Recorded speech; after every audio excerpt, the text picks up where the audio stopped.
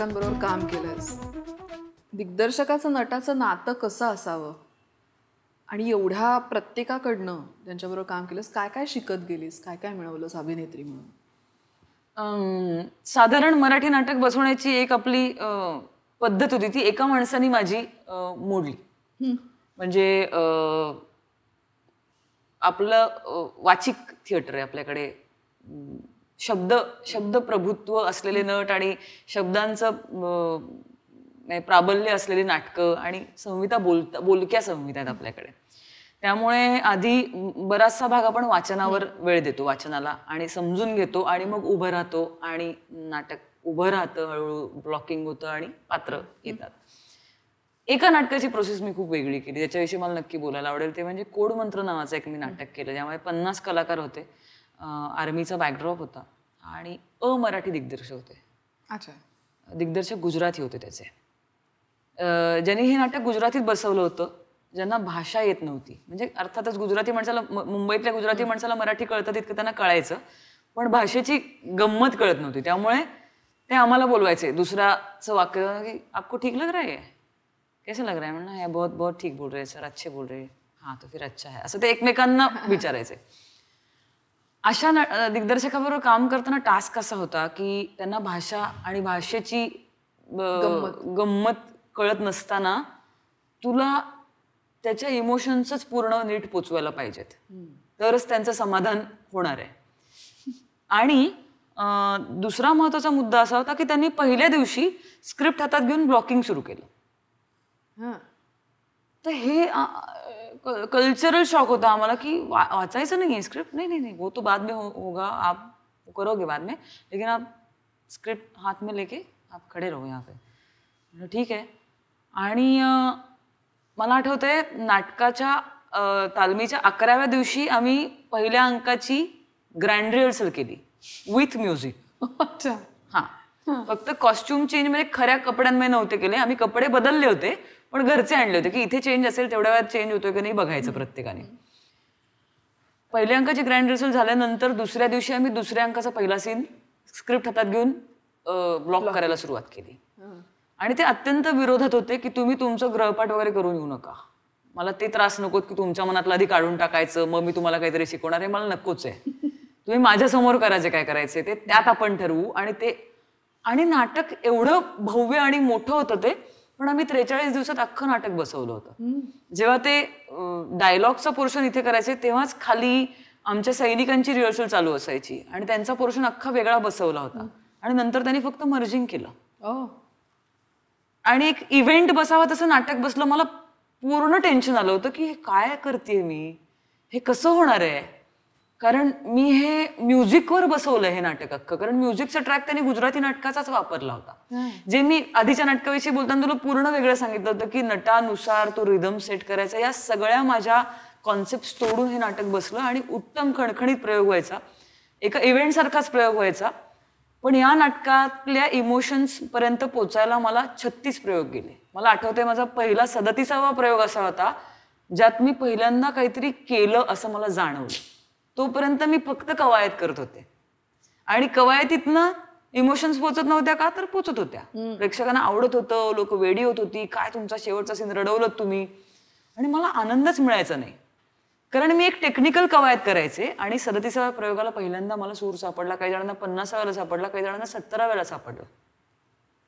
पण हा वेगळा अप्रोच आहे आणि असंही असू शकतं आणि मजा आली आम्हाला त्यातही. अजून काही उदाहरणं देणार? गिरीश विषयी सांग. गिरीश विषयी सांगताना तो मी आता त्याचा नाटककार म्हणून पण एक भाग आहे, पण तो शेवटपर्यंत नटाला अनइझी ठेवतो. दिग्दर्शक नाटककाराची ती पद्धत आहे, तो शेवट देत नाही तुला, म्हणजे एंड लिहूनच देत नाही त्याचा तयार असला तरी. अच्छा. हा, मग आम्हाला वाटायचं तो आळशी म्हणून असं करतो का, त्याला आवडतं नट घाबरलेले, पण तो अनइझी ठेवतो शेवटच्या क्षणापर्यंत आणि आदल्या दिवशी शेवट लिहितो नेहमीच. हो, त्याला माहिती असतं कदाचित. आणि मग आम्ही तो प्रयोग म्हणजे पूर्ण करतो. पहिला प्रयोग हा पहिल्यांदाच अख्खा होत असतो आणि मग फायनल ड्राफ्टच्या वेळेसचा अनुभव असा की तो नटही असल्यामुळे आम्ही प्रत्येक प्रयोगाला पण काही काही अर्थात तालीम करून म्हणजे लेखक स्टेजवर असल्यामुळे ऍडिशन घेतली हे नाही झालं, पण आपण या प्रयोगाला हे करून बघू असं म्हणून आम्ही ते करायचो. आणि कदाचित जिवंतपणा कायम ठेवण्याकरता तो हे एक्सपेरिमेंट करत असेल जे वर्क व्हायचं आमच्यासाठी, की दोनच पात्र आहेत, मोनोटोन येण्याची शक्यता आहे, लोक कधी कधी हसतायत माहितीये, तो कॉन्फिडन्स झालाय, एंट्रीला काय होणार आहे, ह्या सगळ्या गोष्टी एकदा तुम्हाला माहितीच्या झाल्या की तुम्ही तेच करण्याची शक्यता असते.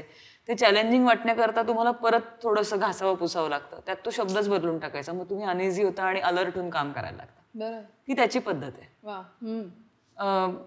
तसं समीरचं वेगळंच आहे. समीर फक्त म्हणजे एकदा प्रयोग बसवून झाला की तो बघत नाही, तो फक्त ऐकतो मागे आणि मागून सांगतो की काय त्या सीनला गडबड होते का, काही चांगला ऐकू येत नाहीये तो सीन. तर तो फक्त ऑडिओ त्याच्या म्हणजे ऑडिओवर तो नाटक चेक करत राहतो आणि कधीतरी रॅन्डमली असा मागे समीर आलाय आज असं एकदम घाबरतो आम्ही की समीर आलाय, आणि असं होतं. पण तो म्हणतो की मला बघायला नाही आवडत नंतर नाटक. त्याची पद्धत आहे. पण तो ऑडिओवर मात्र करेक्ट सांगतो की इथे काही तुम्ही वाढवलायत का, काही वेळ जास्त लागतो का हल्ली. हो जरा वेळ जास्त लागतो. हा मग तसं करू नका, ते चांगलं वाटत नाही. सो प्रत्येकाची आपली पद्धत आहे आणि कमांड आहे. प्रयोग सुरू झाल्यानंतर प्रयोगाच्या आधी तू कशी असतेस? अनइझी असते. म्हणजे माझं बॉडी टेम्परेचर पण वेगळं असतं आधीचं आणि नंतरचं. ते म्हणजे ते होतं, थिएटरमध्ये गेल्यावरही होतं थोडंसं.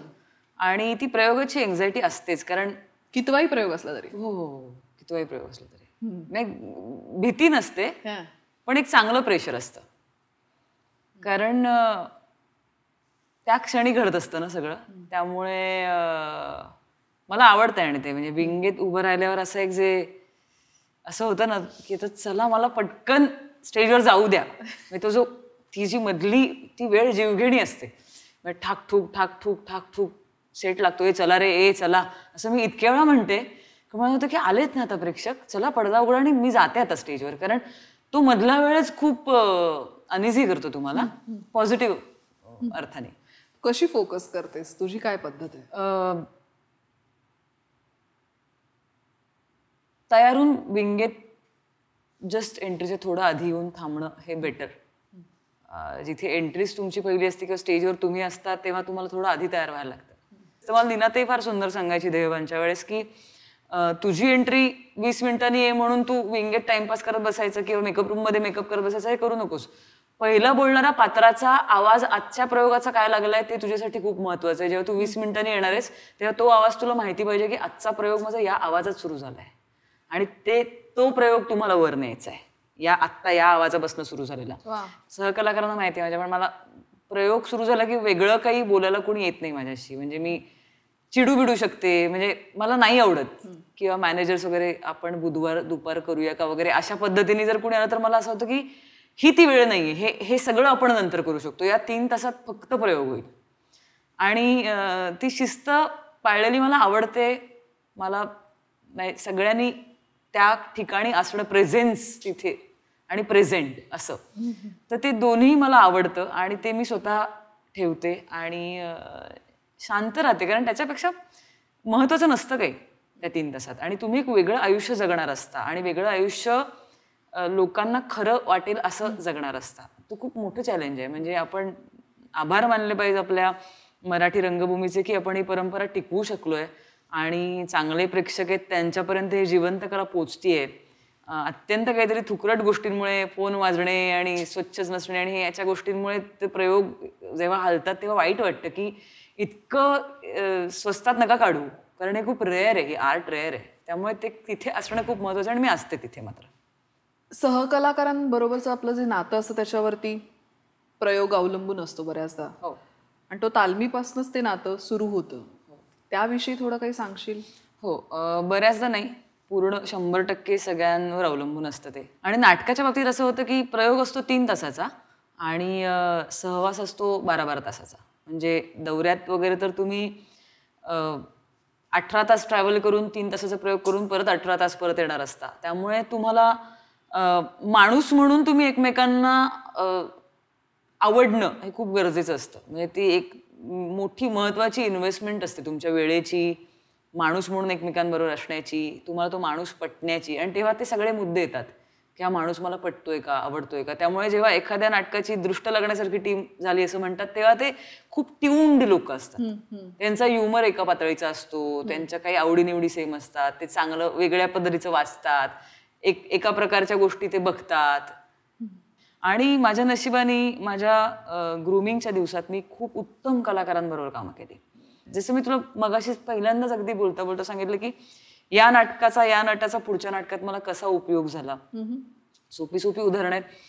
देहभान नावाचं नाटक करत होते नीनाताई बरोबर, आणि नीनाताईचं स्टेजवरचं लालित्य, लडिवाळ, आवाज वापरणं, तो प्रेझेन्स, ह्या गोष्टी इतक्या मोहक आणि सुंदर आहेत. आणि एक वेगळी गोष्ट असते नटाचा प्रेझेन्स नाटकातला. थिएटरसाठी खूप महत्वाचा असतो की तुझी उंची काय, जाडी किती, चेहरा किती सुंदर, हे मॅटरच करत नाही. तू आल्यावर काय वाटतंय, तो प्रेझेन्स असतो. तुझ्या बाहेरचाही आकार दिसत राहतो लोकांना. भक्तिताईंविषयी असं बोललं जायचं की त्या खूप कमी उंचीच्या होत्या, पण व्यापून टाकायच्या ना स्टेज. म्हणजे मी लहानपणी बघितले त्यांचं नाटक, अजून आठवते मला भक्तिताईंचं नाटक बघितलेलं. तर नीनाताईचं नाटक बघत बघत, तिचा देहभानमधला वावर बघत बघत, ते इतकं मला छान असं कळलं की हे किती ग्रेसफुल आहे, किती छान आहे. ते मी हमतो तेरे आशिकीमध्ये माझ्या नकळत वापरलं.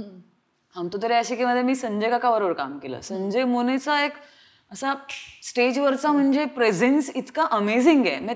डल मोमेंट येऊच शकत नाही ज्या नाटकात तो आहे. म्हणजे जिथे हमतो तेरे आशिकी असं जरी विनोदी नाटक होतं तरी ते हिंदू, मुस्लिम, धर्म, जाती याच्याविषयी खूप बोलायचं. थोडासा ड्रॉप झाला एखादा प्रयोग, तर संजय काका सूत्रधार होता, तो स्टेजवर एंट्री घ्यायचा आणि त्यानंतर ते बदलून जायचं. आणि तो जो बॉडीतली एनर्जी होती ती मी कबड्डी नाटकात वापरली, जी मला विनय आपटे सरांसमोर उभं राहायचं होतं. कबड्डी नाटकाची एक वेगळीच गोष्ट आहे. जेव्हा मला कास्टिंग माझं झालं तेव्हा मला प्रचंड प्रेशर आलं की वडील मुलीचं नाटक आहे, वडील मुलीचं. आणि विनय आपटे म्हणजे या क्षेत्रात करिअर करायचं ठरवलं जेव्हा, जी काही 3-4 नावं माझ्या मनात होती त्यातलं विनय आपट्यांबरोबर डॅडी आय लव्ह यू नाटक बघितलं होतं मी. त्यांच्यावर तसं एक नाटक करायचं, यार ते वडील पाहिजेत, आपण मुलगी काय मज्जा येईल वगैरे असं. आणि तेच वडील होते. आणि मला असं झालं की बाप रे, आता हे विनय आपट्यांच्या मुलीचं काम करते. तालमी. आणि मला एक सवय अशी आहे की माझे खूप जवळचे चांगले मित्रमैत्रिणी, त्यांना मी तालमीला बोलवते. सगळ्यात मोठे माझे म्हणजे क्रिटिक आहेत ते माझ्या घरात आहेत, आई वडील आणि भाऊ, त्यांना मी बोलवते. कारण ते स्पष्ट सांगू शकतात की नाही वर्क होते किंवा होते किंवा हे कर ते कर. ज्यामध्ये मी नीनाताईला आणि रसिकाला बोलवलं होतं आणि त्यांनी मला सांगितलं की मुक्ते, तुझा एकच सांगते प्रॉब्लेम काय होतोय, तू विनय आपट्यांच्या मुलीचं काम करतेस. तसं नाहीये, हे एक वडील मुलगी आहेत, पूर्वा साटम आणि पूर्वा साटमचे वडील असं ते आहे. विनय आपट्यांच्या मुलीचा रोल नाही आहे हा, तू ते नको प्रेशर घेऊ. तर मला लक्षात की हो, इथेच आहे फक्त, पण अप्रोच बदलतो ना अख्खा, की तेही विनय आपटे नाहीच आहेत ना, ते कोणीतरी अमुक साटम आहेत आणि मी तमुक साटम आहे, ते वडील मुलगी आहेत. आणि त्यानंतर माझा परफॉर्मन्स बदलला अख्खा. पण त्यात मी संजय काकाचा तो एक प्रेझेन्स होता बॉडीचा, तो मी तिथे वापरला. जे सगळं मला नंतर विचार केल्यानंतर जाणवतं. विनय आपट्यांची जी ईज होती ती मी कोडमंत्राला वापरली. आणि म्हणशील तर कॉपी केली का, तर कॉपी नाही, त्यातलं काहीतरी एक बलस्थान होतं, काहीतरी एक सुंदर गोष्ट होती ज्याचा अर्क कदाचित माझ्यात आला, जो पुढे त्या नाटकात कुठेतरी मी वापरला. अदरवाईज मुलाची बॉडी लँग्वेज मुलीच्या शरीरात येऊच शकत नाही, आणि तसं केलंही नाही मी. पण काहीतरी इसेन्स होता, तो तिथे मला पुरला आणि वापरता आला. तर हे माझ्या सहकलाकारांचं मला म्हणजे हे देणं कधीच संपूच नाही शकणार. म्हणजे आणि मुळामध्ये नाटक सगळ्यांनी मिळून पोचवायचं, एकमेकांवर कुरघोडी करण्याचं ते माध्यम नाहीये की तुझ्यापेक्षा आता माझा बघ कसा टाळ्या घेतोय, हे ते माध्यमच नव्हे. तुझं माझं एकच आहे जे यांना सरप्राईज असणार आहे, म्हणजे प्रेक्षकांना. मी तुला सरप्राईज केलं स्टेजवर तर त्याची मजा कदाचित जाते असं मला वाटतं, की अरे बापरे तू असं घेतलंस का आज. हा खेळ नाहीये, हा खेळ आपल्या दोघांचा नाहीये, आपण मिळून खेळतो तो यांच्यासाठी आहे. ते डोक्यात भान राहिलं पाहिजे, तसे सहकलाकार मिळायला पाहिजे. आणि मी नशीबवान आहे, सर्वच ठिकाणी सिनेमा, नाटक आणि सिरियल उत्तम सहकलाकार मिळतात मला, टचवूड. आता तुझ्या निर्मितीकडे यायचं आणि मला विचारायचं आहे की खूप कमी अभिनेत्री आहेत मला वाटतं, अभिनेते आणि अभिनेत्री की ज्या निर्मितीमध्ये उतरल्यात आणि नाटकाच्या निर्मितीमध्ये. त्यामागच्या प्रेरणा काय होत्या, आव्हानं काय आहेत, आणि रसिका या तिन्ही विषयी. येस. गरज निर्माण झाली याकरता की मला माझ्या मनासारखं नाटक करायचं होतं. म्हणजे मनासारखं करायला मिळत नव्हतं असा मुद्दा नव्हता, पण मला असं वाटतं की संहिता निवडायचं स्वातंत्र्य मला पाहिजे. कोणीतरी घेऊन येणारे रोल करणं, आणि त्यात सुद्धा नट म्हणून अम्बिशन नव्हती, चांगलं नाटक पोचवायचं ही अम्बिशन होती. आणि दुसरं कारण म्हणजे रसिका, जी अत्यंत पॉवरफुल ॲक्ट्रेस आपल्याकडची, जी माझी अत्यंत जवळची मैत्रीण आहे, आणि तिची आठवण काहीतरी नवीन नवीन घडत असणाऱ्या गोष्टींमध्येच असावी असं मला वाटतं. एखाद्या कोपऱ्यात रसिका असं करण्यात तिला पण मजा नाही येणार. तिची आठवण काहीतरी छान घडत राहिलं म्हणून रसिकासाठी ती संस्था सुरू झाली. आणि मग मला वाटलं की काय काय आव्हान आहेत आत्ता. म्हणजे मराठी नाटकाची स्पर्धा कशा कशाची आहे, सगळ्याची आहे. म्हणजे काय कोणीच मागे नाही आहे आता. मला तेवढेच पैसे घालून मला थिएटरमध्ये हॉलिवूड फिल्म्स पण बघता येत आहेत, बॉलिवूडच्या फिल्म्स पण बघता येत आहेत, मराठी सिनेमे लागले थिएटरमध्ये तर बघता येत आहेत, मराठी नाटकं आहेत, हिंदी इंग्लिश नाटकं आहेत, सगळं आहे. म्हणजे त्याला असं नाही आहे की मराठी नाटकाचं आमचं एक कमी बजेट असतं म्हणून हे नाही आहे. प्रेक्षकांना खूप सारे ऑप्शन्स आहेत, आणि आता त्यात कमी होतं म्हणून वेबसिरीज आल्या आहेत, आणि घरी आपण यूट्यूबवर आणि फोनवर पण बघू शकतो. तर एक लक्षात आलं की मला काय मिसिंग वाटतंय ऑडियन्स म्हणून. तर मला टेक्निकली असं क्रिस्प आणि क्लीन मिळालं तर मला मजा येते. मला सगळं HD लागतं आता. आवाज पण, चित्र पण, बरं वास पण, चव पण. बरं. तर ते आणण्याचा प्रयत्न प्रोडक्शनमधनं मला करायचा होता, की थोडं टेक्निकली थोडं काही इम्प्रूव्हमेंट करता आल्या. म्हणजे आपण जेव्हा काम करत असतो तेव्हा हे खराब झालं, हे लगेच बदलायला हवं, हे नाही चालणार. हे जे काटेकोर असणं, की प्रेक्षक तेवढा वेळ आणि पैसा खर्च करून येतात, त्यांना तेवढं मिळालं पाहिजे. कारण मी प्रेक्षक असताना माझ्या अपेक्षा असतात. तर ते आणण्याचा मी प्रयत्न केला, वेगळे विषय आणण्याचा प्रयत्न केला.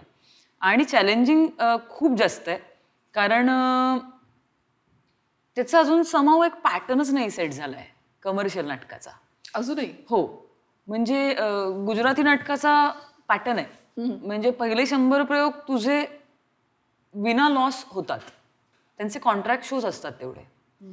मला 50 ते 70 प्रयोग अजूनही तग धरायला लागतो, आणि 70व्या प्रयोगाला ते नाटक चाललं. आणि जर काही कमी नशिबा नाटकं असतात, जसं छापाकाटा माझ्या पहिल्या प्रयोगालाच चालायला लागलं, पण अशी खूप रेअर आहेत नाटकं की जी पहिल्या प्रयोगाला चालतात. त्यामुळे त्याचा अजून पॅटर्न नाही बनलाय एक छान. तरी त्यात नवीन नवीन लोक काहीतरी कॉर्पोरेट्स येत आहेत, काहीतरी आणायचा, स्पॉन्सरशिप आली, कोणीतरी काहीतरी आणायचा प्रयत्न केला, पण याची अजून एक काहीतरी एक चौकट यायला पाहिजे. पण त्याचा विचार करता करता मी थकले कदाचित, त्यामुळे मी थोडी थांबले, पॉज घेतला. कारण मला असं व्हायला लागलं की मी निर्माती झाले आणि नटी म्हणून मला थकवा यायला लागला. कारण हे पण अनुभवलं मी की प्रयोग आहे, पडदा उघडला आणि बुकिंग कमी आहे आणि माझा चेहरा पडला आणि मी अलर्ट झाले की हे मी नटी असताना नाहीच होता कामा. आणि हे अगदीच नॅचरल आहे, कारण मला माहिती आहे की माझ्या प्रयोगाचा खर्च 65,000 आहे, आणि आत्ता मला लोक दिसत आहेत ती 35,000ची आहेत. सो 30,000 स्ट्रेट आत्ता माझ्या खिशातले गेलेत. हा पहिल्या सेकंदाला येणारा विचार आहे, तो तू टाळू नाही शकत. ते टाळून त्याच्यावर ओव्हरकम करून काम करणं हा टास्क होता, जो मी शिकले हळूहळू. चांगला नट, नटी, अभिनेता, अभिनेत्री होण्यासाठी काय तयारी, गुण, शिक्षण असणं आवश्यक? हे तू एखाद्या चांगल्या नटाला का नाही विचारलं?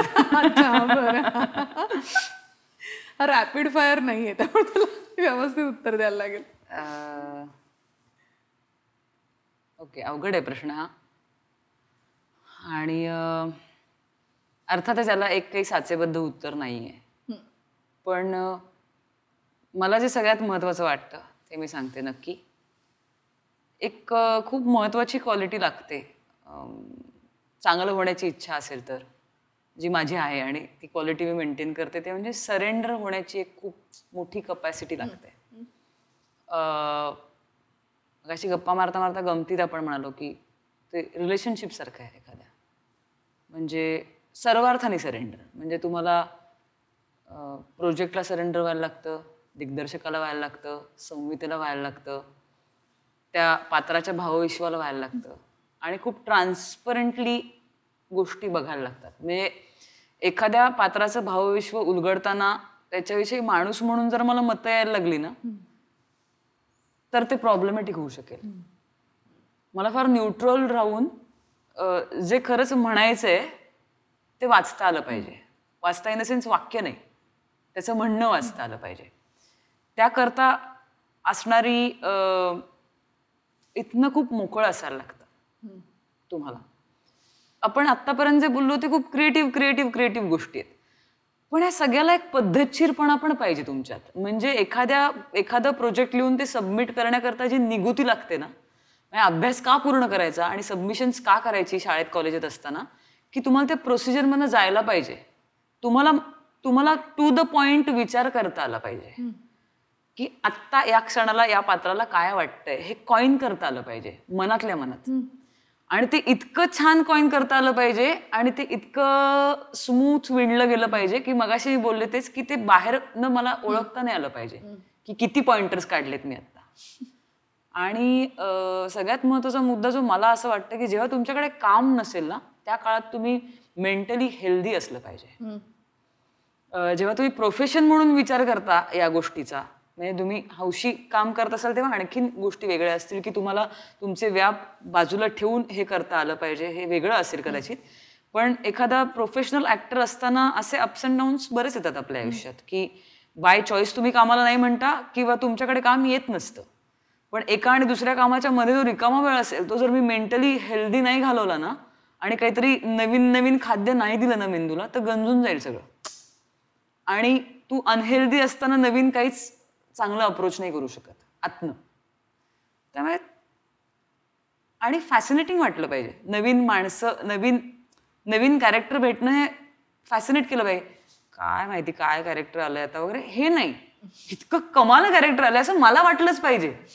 प्रेक्षकांना काय वाटतं हे खूप नंतरच आहे, एंड रिझल्टच्या दिशेने जाणारी गोष्ट आहे. पण आधी जेव्हा माझ्या हातात स्क्रिप्ट होतं तेव्हा कसली आहे अरे काही करते हे मला वाटलं पाहिजे आतल्या आत. ती जी गंमत आहे ना ते त्यांनी नट मजा करू शकतो आणि चांगलं काहीतरी करू शकतो असं मला वाटतं. अभिनेत्याचं खरं समाधान कशात असतं? अवॉर्ड्स, प्रेक्षकांच्या टाळ्या किंवा कौतुक, का समाधान? अवॉर्ड्स आणि टाळ्या यांनी प्रोत्साहन नक्की मिळतं. नाही कोणाला नाही आवडणार. नॉमिनेशन झाल्यावर बक्षीस मिळायला मला खूप मज्जा येते. रादर ज्या दोन गोष्टींनी मला या क्षेत्राकडे यावं असं वाटलं ती म्हणजे स्टेजवरची स्पेस आणि दुसरी म्हणजे मिळालेली शाबासकी. मला खूप आवडतं लोकांनी माझं कौतुक केलेलं, त्यामुळे मी ऍक्टर झाले असंही मला वाटतं. पण ह्या सगळ्याच्या पलीकडे जाऊन जी खरी गोष्ट आहे ती हीच आहे की मलाच त्या दिवशी कळतं की आजचा प्रयोग चांगला झालाय का नाही, किंवा आजचं काम आधीच्यापेक्षा मी बरं केलंय का नाही. आणि तेच नेहमी महत्वाचं मला वाटतं. कारण काय आहे की शेवटी फक्त तुला माहितीये की तू आता काय कुठून आलीयस, तू काय करतेयस, तू कुठे सुरुवात केलीयस.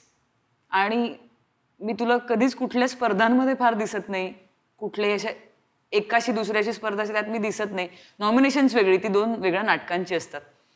पण मला ते इमोशनली किंवा लॉजिकली पण पटत नाही की दोन वेगळ्या लोकांची किंवा दोन वेगळ्या पात्रांची स्पर्धा नाही असू शकत. मी आधीपेक्षा जरा वेगळं किंवा बेटर करते का नाही एवढाच तो काटा असतो आणि तो फक्त आपल्या मनातच चालू असतो. आणि आता वाइंड अप करताना शेवटचा प्रश्न की या सगळ्या प्रवासात अभिनेत्री म्हणून जगताना, इतक्या साऱ्या भूमिका करताना माणूस म्हणून काय हाताला लागलं? खरं सांगायचं तर ही पात्र तुम्हाला फार जास्त माणूस म्हणून पटपट मोठं करतात. म्हणजे कारण काय होतं की त्या पॉसिबल वेळात तुम्ही एक व्यक्ती म्हणून जेवढे अनुभव घेऊ शकता त्याच्या काही पट अनुभवाने ते समृद्ध करतात तुम्हाला. माणूस म्हणून खूप मॅच्युरिटी वाढवतात. आणि अगदी खरं सांगायचं तर जगाकडे बघण्याचा अप्रोचच बदलतो. म्हणजे तुम्ही खूप स्वतःकडे पण लांबनं बघू शकता आणि ते खूप छान वाटतं मला आता. म्हणजे आता या इतके दिवस वर्ष काम केल्यानंतर मला वाटतं की यार मला आता कुणाविषयी काही काय अगं ही रिॲक्शन यायला मला खूप काळ लागेल आता. कारण हो असं असू शकतं, हे कोणीतरी असं जगू शकतं. ऍक्सेप्टन्स वाढतो, खूप वाढतो. कारण तुम्ही इतके जास्त प्रवास करता ना आतनं. मी विचार कर ना की जर मी आतापर्यंत किती समजा 25 रोल केले असतील तर 25 जणांचे आयुष्य मी जगून झाली आता ना. काहीतरी काहीतरी जगलेच की. म्हणजे हो. ते 2-2 वर्ष जगले, त्याचा अभ्यास करताना जगले. ही पण एक खूप महत्वाची गोष्ट आहे जी मला खूप उशिरा लक्षात आली. ती म्हणजे की तुम्ही रोलचा अभ्यास करताना जितका वेळ त्याला देता, तितका वेळ बाहेर पडताना दिला नाही तर तुम्हाला त्रास होऊ शकतो. कारण मला अभ्यास करायला 2 महिने लागतात आणि प्रयोग संपल्यानंतर म्हणजे थांबल्यानंतर मी ते विसरून जाते. असं होऊ नाही शकत. अनलर्न करायला लागतं ते परत. त्या इमोशनल गोष्टी तुम्हाला त्या काढाव्या पण लागतात. म्हणजे नेसेसरी ते दुःख असतं असं नाही. मोठी जागा आहे ना ती. महत्वाची इंटेन्सिटी अडवली ना त्या पात्रांनी. दुसरी एक महत्वाची गोष्ट मला असं वाटतं की ही सगळी नाटकं, स्पेशली नाटकाचे प्रयोग मला हेल्दी ठेवतात माणूस म्हणून. कारण माझ्या पर्सनल आयुष्यात पण माझे खूप काही काही गोष्टी चाललेल्या असतात. इमोशनल ग्राफ चाललेले असतात. त्याला वे आउट असतो नाटकातल्या इमोशन्स. स्क्रीनला आणि छोट्या पडद्याला मी एवढं नाही म्हणणार. पण नाटकात मला रोज ते जगता येतं आणि एखादा सीन जास्त इमोशनल झाला तर लोक म्हणतात काय सीन रंगला. पण मला त्या दिवशी माहिती असतं की आज काय झालं. माझ्या डोळ्यात जास्त पाणी का आलं आणि त्याचा निचरा झाला माझ्या अर्थाने. पण कदाचित सायकेट्रिस्टकडे जायला लागलं असतं जर मी ऍक्ट्रेस नसते तर. त्याच्यापेक्षा मी नाटक करते आणि मी हेल्दी राहते. सो नटासाठी हे खूप महत्वाचं आहे की तुमच्या एका पॉझिटिव्ह पद्धतीने तुमच्यातल्या इमोशन्स आणि इंटेन्सिटीला तुम्हाला रस्ता मिळतो. आणि तसं ते माध्यम म्हणजे तसं म्हणून वापरू नये, तसं वापरलं जातं पण आपोआप. आणि हे सुद्धा काही वर्षांनी कळतंय मला आता. मला असं पहिल्या दिवसापासून हे कळलेलं नाहीये. पण मला लक्षात की अरे बापरे, तेव्हा जर मी रिकामी असते आणि नाटक करत नसते आणि मी सॉफ्टवेअर इंजिनियर असते तर मी काय केलं असतं. असं नॉर्मली जगताना अनेक गोष्टी येतात ना. प्रेमभंग असतात, काही कधी अपयश असतं एखाद्या गोष्टीमधलं, कधी घर घेतलं त्यातले पैसे बुडले असं असतं. काय वाटेल ते कोणतरी जवळचे नातेवाईक जातात, मांजर आजारी पडले ह्याचं सुद्धा दुःख असतं. सो त्या सगळ्या गोष्टी तू डील कशा केल्या असत्यास जर तू ऍक्ट्रेस नसतीस तर. तर मला माझ्या बाबतीत तर हे खूप कॉम्प्लिमेंट केलं या गोष्टीने की मला वेळोवेळी खूप आधार दिला आणि त्यामुळे मी स्टेबल राहू शकले. सो खूप दिलं मला नाटकाने. थँक्यू मुक्ता. थँक्यू. रंगपंढरीचा आजचा हा एपिसोड तुम्हाला कसा वाटला ते आम्हाला जरूर कळवा. खाली कमेंट्समध्ये तुमच्या प्रतिक्रिया लिहून आणि तुमच्या इतर मित्रमंडळींबरोबर, रंगकर्मींबरोबर ह्या उपक्रमाविषयी जरूर शेअर करा. आणि रंगपंढरी कार्यक्रमाच्या चॅनलला सबस्क्राईब नक्की करा. पाहत रहा रंगपंढरी.